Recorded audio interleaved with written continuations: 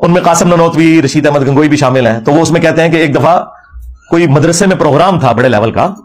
آج کل کے مفتی تو چھپ کے ان کی ویڈیو بنتے ہیں نا، یہ وہ ویڈیو ہے جو پبلکلی بنی ہوئی ہے، سی سی ٹی وی میں نہیں ہے. اور اس کے راوی ایک سکہ صدوق دیوبندی عالم اشری تھانوی صاحب روایت ثلاثہ میں لکھتے ہیں، وہ کہتے ہیں کہ جی ایک دفعہ کوئی مجمع تھا ہمارے مدرسے کے اندر، تو مولانا قاسم نانوتوی کو رشید احمد گنگوئی صاحب نے پبلکلی چرپائی پہ اپنے ساتھ لٹا لیا. اچھا لٹایا، اس کے بعد انہوں نے کروٹ اپنی ان کی طرف کی اور عاشق صادق کی طرح ان کے سینے پہ ہاتھ پھیرنا شروع کر دیا. یہ لکھا ہوا ہے، نہ لکھا ہوا مجھے پکڑ رہی ہو. اور اس کا وہی مطلب ہے جو آپ سمجھ رہے ہیں. ہاں یہ میں بتاؤں، اس کی وجہ یہ ہے کہ قاسم نانوتوی صاحب نے کہا کہ میاں لوگ کیا کہیں گے. ہاں میاں لوگ کیا کہیں گے. تو رشید احمد گنگوئی صاحب کہتے ہیں لوگوں کو کہنے دو جو کہتے ہیں.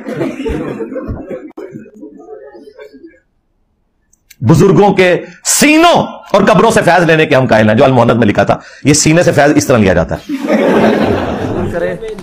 ماشاءاللہ. ابھی ایک اور مسئلہ طلاق ثلاثہ کے بارے میں انشاءاللہ میں تحقیق کرنی ہے. اچھا کہ وہ جو حدیث ہے نا کہ نبی کریم صلی اللہ علیہ وسلم کہ لا طلاق فی اغلاق، اغلاق میں طلاق نہیں ہوتی.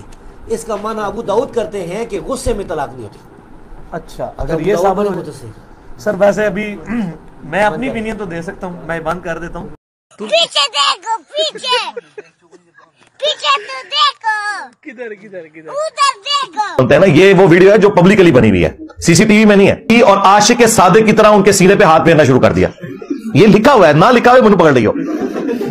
اور اس کا وہی مطلب ہے جو آپ سمجھ رہے ہیں. ہاں یہ سینے سے فیض اس طرح لیا جاتا ہے. یہ سینے سے فیض اس طرح لیا جاتا ہے. یہ سینے سے فیض اس طرح لیا جاتا ہے. یہ سینے سے فیض اس طرح لیا جاتا ہے.